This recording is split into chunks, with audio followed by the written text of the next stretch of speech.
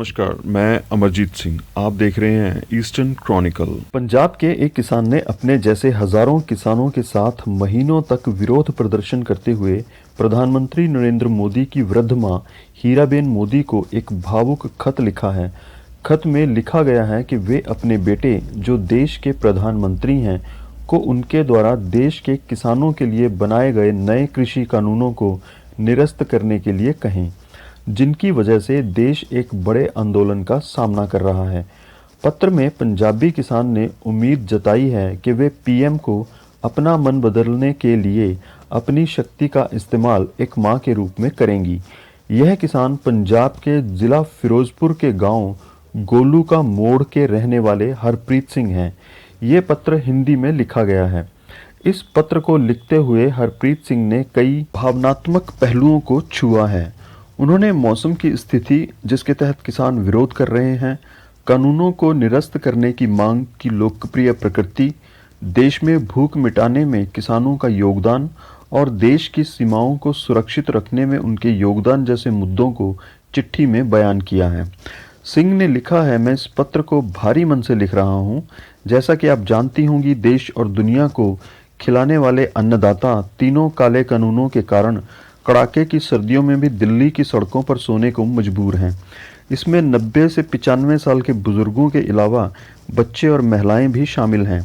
कड़ाके की ठंड लोगों को बीमार बना रही है, यहाँ तक कि लोग शहीद हो रहे हैं, जो हम सभी के लिए चिंता का विषय है। दिल्ली की सीमाओं पर यह शांतिपूर्ण आंदोलन 3 काले कानूनों के कारण हुआ है, जो कॉरपोरेट घराने के इशारों पर पारित किए गए हैं।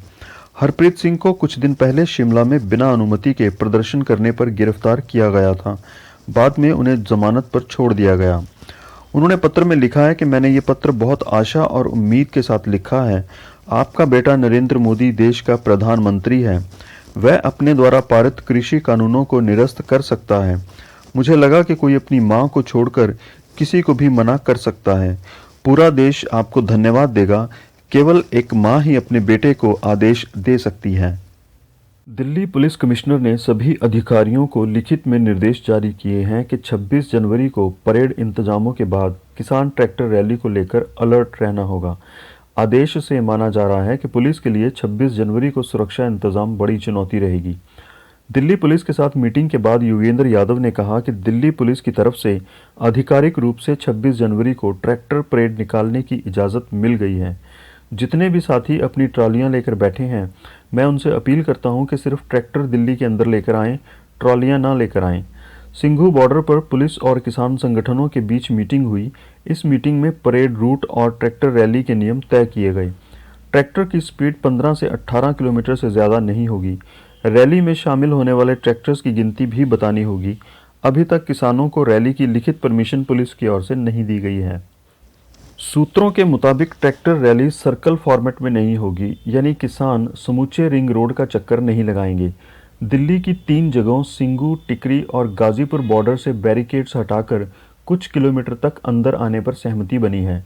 रैली में गड़बड़ी की आशंका को देखते हुए दिल्ली पुलिस ने पाकिस्तान के 308 ट्विटर हैंडल भी मार्क किए हैं। दिल्ली पुलिस के स्पेशल कमिश्नर दीपेंद्र पाठक ने कहा कि किसानों के साथ अच्छा संवाद रहा। पूरे सम्मान के साथ ट्रैक्टर रैली की हमारी कोशिश है।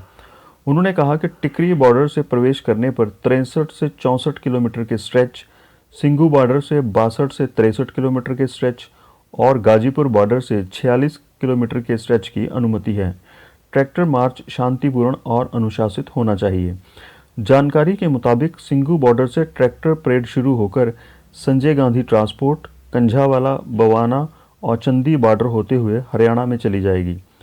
टिकरी बॉर्डर से ट्रैक्टर परेड नांगलोई, नजफगढ़, झड़ौदा, बादली होते हुए केएमपी एक्सप्रेस पर चली जाएगी और गाजीपुर यूपी गेट से ट्रैक्टर परेड अप्सरा बॉर्डर गाजियाबाद होते हुए डासना यूपी में चली जाएगी। चुतराना हल्के से किसान आंदोलन के उभरते नेता जगमिंदर सिंह, जो कि शादीपुर मोमिया से हैं, 550 ट्रैक्टर्स का जत्था लेकर दिल्ली में होने जा रही 26 जनवरी की ट्रैक्टर परेड में शामिल होने के लिए आज यहां से रवाना हुए।